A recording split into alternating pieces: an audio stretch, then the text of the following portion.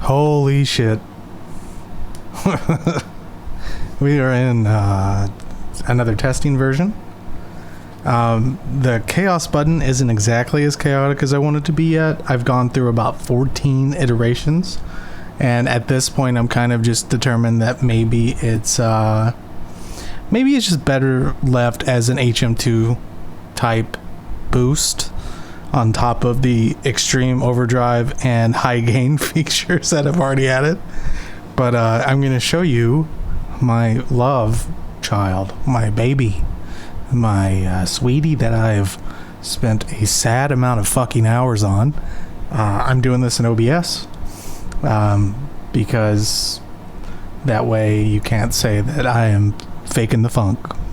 And as far as things I've learned, we could talk about that real fast. Number one, you can make a plugin as fucking crazy as you want, and that's pretty cool.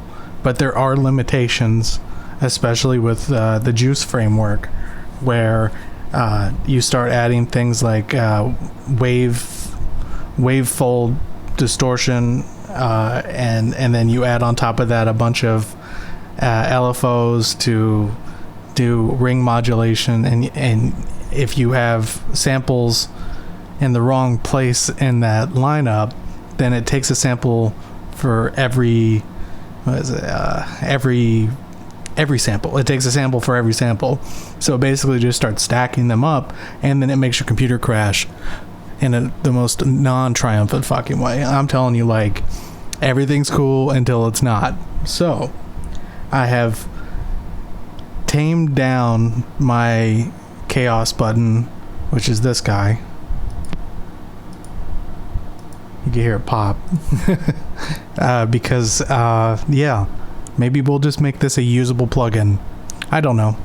It's probably going to go through some more changes. I did have a really crazy octave on it for a while too, and honestly it was fucking unusable. I couldn't find a way to make it like an enjoyable flavor of like a low octave type of thing, and yeah. Alright, I've talked too fucking much, so I'm gonna go ahead and just solo a guitar track.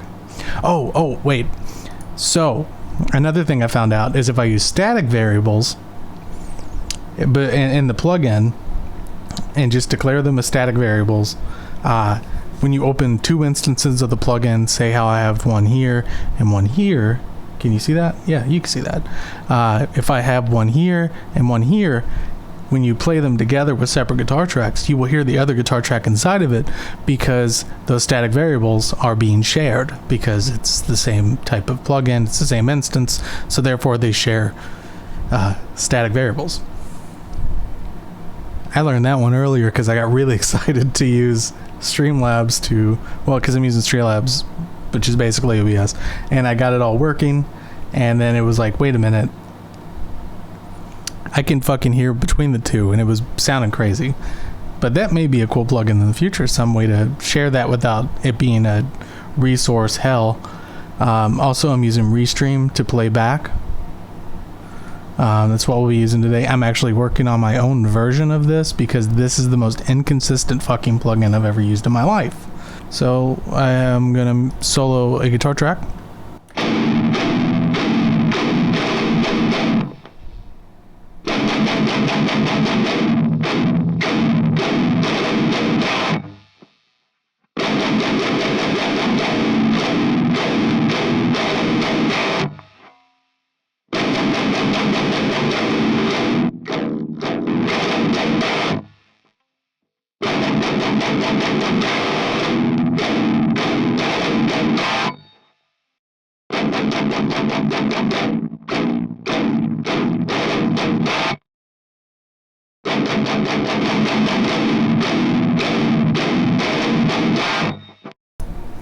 I'm gonna add a notice real quick. I'm still working out the noise gate. It's still really fucking aggressive. I have it at -60 right now, and it goes all the way down to 0. And this is just a really basic slider, which is what I used for the other sliders, which I don't know if I like the design just yet, but it's whatever. That's not important. But yeah, the gate is pretty aggressive still. Still sorting that out. Gonna soften that up quite a bit. It's a really Rutabaga. It's a really rudimentary. Fuck me, I can't talk. I just woke up from a nap. It's a really rudimentary gate. So it's just a hard cut, and it's sucking a ton of gain out at the moment. But anyways.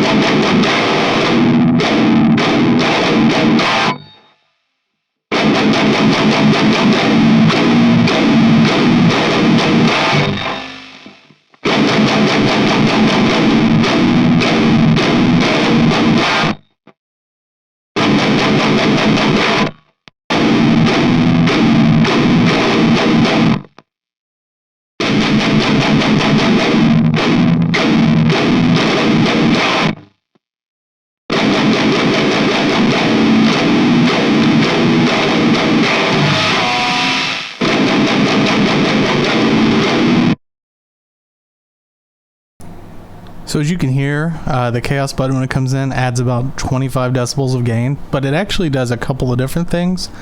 But we'll start with the high gain. So the high gain, when you kick it in, it does around, I'd have to look to be exact, but it does around 800 hertz low shelf, and then it does a 400 cut before any of the tone stacking, and then there's a slight boost around 2K, just to bring a bit of brightness back. But it is also, I think, 15 decibels of gain of a boost, and then the overdrive is 25 decibels by itself, and then the chaos button adds a shit ton of gain, and then it does a bunch of really aggressive EQ cuts to try to get more of an HM2 type tone.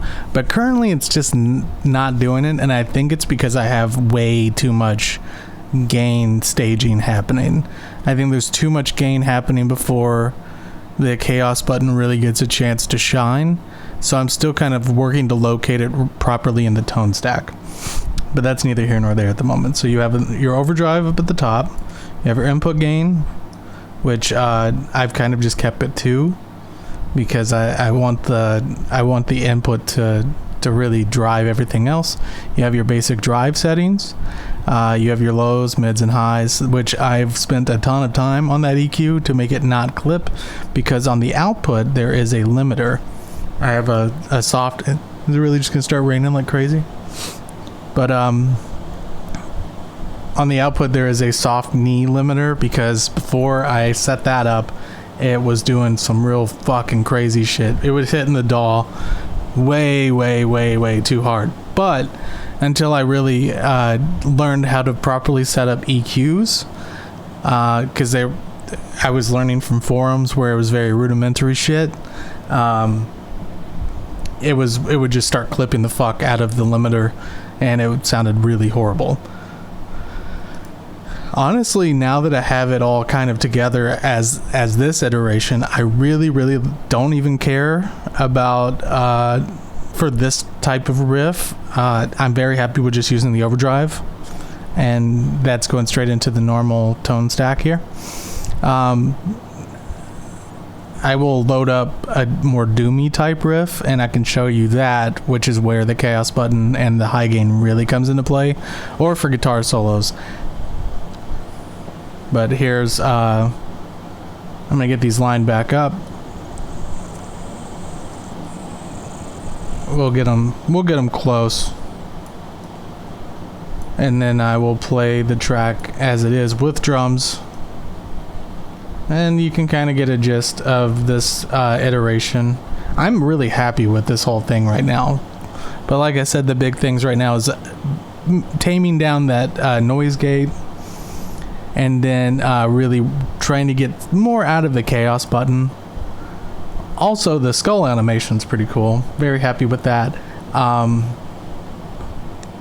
The only thing that kind of sucked that I learned when I was doing that is you have to set up like a sample. It's basically using samples from the audio, and because everything's full fucking send, even on the input, it's never gonna fully react the way I wanted it to. So I kind of just let it rip. Anyways, here's both.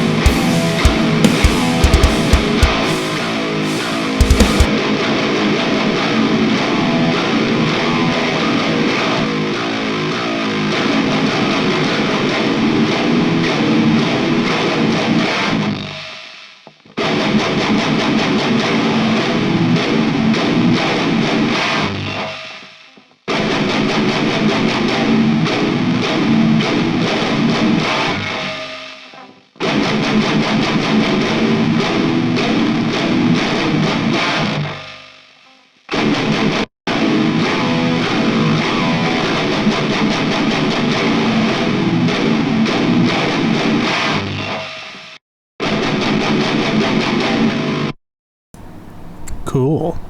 And then of course you have your IR loader. I just have these Panda cabs right now because they were the first things I saw that you can.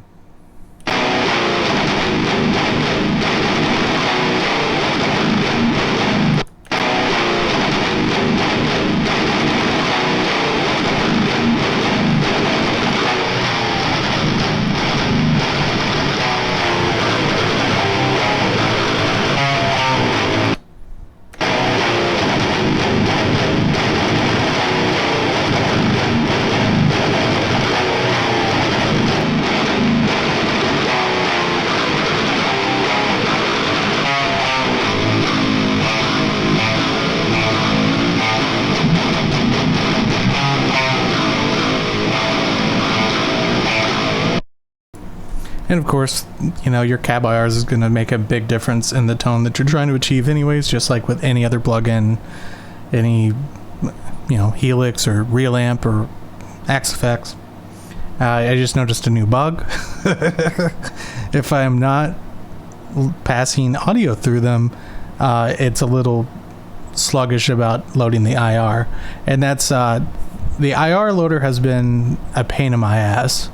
The IR loader for the longest time would just crash violently after you loaded the first IR, and that was because it wasn't waiting for a state change, or how I said that dumb. It wasn't waiting for there to be a moment where it could release, and so therefore it would just try to do it in real time, and yeah, it would crash violently. So that was fun, but now I've got it implemented to where it's quite stable. I can load multiple IRs over and over. It doesn't seem to really give a fuck, but now I notice that if it's completely not passing audio, then it doesn't want to load them as efficiently, which is fine. That's no big deal. That's fixable. I was really torn about even adding an IR loader once I started learning that the framework isn't particularly kind to one, and I was gonna just tell people to, hey, just use your own fucking IR loader. And then I thought about it and was like, I don't even have a fucking IR loader. I know everybody's hot on the Zilla Cabs thing from Misha or whatever. Whatever it's called, GGD Cabs or whatever. But I don't even own that. So who am I to talk? When I was first doing the initial testing of this, I was using a Neural DSP plugin for just its cabinets. And that was fine. It wasn't that big of a deal. But I think if I'm going to release at least a remotely decent quality first plugin, it should have all the features. But yeah, at this moment, I'm really happy. It's fucking crazy to look at. I did the skull and blender as a 14-15 frame animation. And I wanted the visual aspect of this plugin to look like those 90s, well, not the late 2000s, early 2000s key gens from when you would torrent some fucking game. I think I remember Half-Life, when if you torrented it would have like a really weird 8-bit like key gen that would most definitely give you a computer virus. Also, in terms of changes, so we have the chaos button is not crazy enough, or it becomes too crazy. My noise gate is still just fucking clamping. It's Jed clamp it, brother. And then the skull, I kind of want to make in Blender, I'm going to do like a almost like there's glass around it, like it's a jar. I think that'd be cooler, because right now the background is just something I threw together really quick with the lazy bevel and emboss feature in Photoshop. And then the logo itself is just a series of PNG files. This is where we're at. Also, my face is snuck in here. It's hard to see, but my eyeball is the high gain button. I should probably do a button for the gate, but I'm not feeling like it at the moment. This is the accumulation of, I don't know how many hours.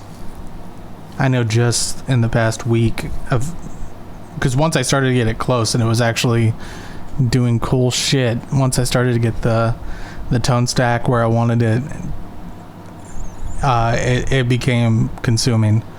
I had to take a nap earlier because my brain was mush, and it's still mush. Shout out to all the fucking forums, because they're the ones that have helped me get this far. Yeah, I don't know. I guess it'll be out soon. I also have other plugins in mind, but let's finish this one first. Doom Vector, there it is.